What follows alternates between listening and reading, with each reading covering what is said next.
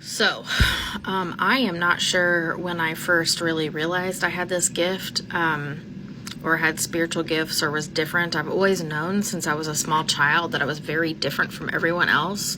It's like I just knew things.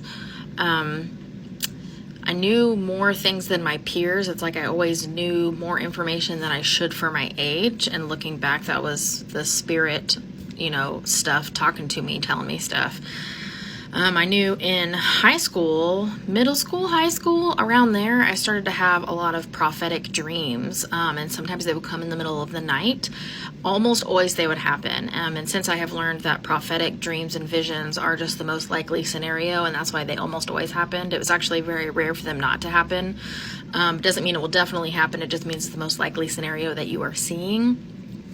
And I'm trying to talk fast because there's a lot of information here. But I would have a lot of prophetic dreams, and then eventually those prophetic dreams would move into prophetic visions, where I would have those same downloads, or I like to call them thought packets, because that's really what it is. It's like a mixture of all the senses combined, and just like a boom, and all of a sudden you just know the things, like it's a memory almost. You just have this in your brain. They would turn into these daytime visions, or it would be in one split second, just boom, and all of a sudden I know all of this information, and that stuff again would almost always come true.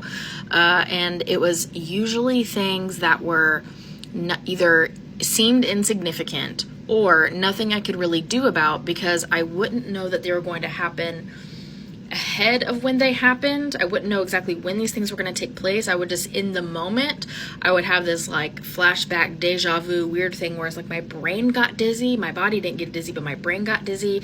And then I would be like, oh my God, this is my vision. It's happening right now.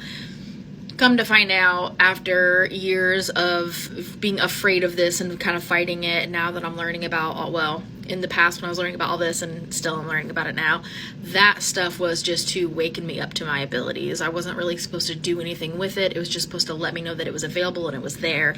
So I've always been able to do that. And then kind of later in college, I told a couple of friends that I was close to, I was like, please don't think I'm crazy.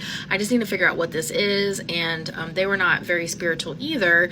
So, we were talking about it, but they were good friends. So it was a safe place. And then I just started to do readings for her.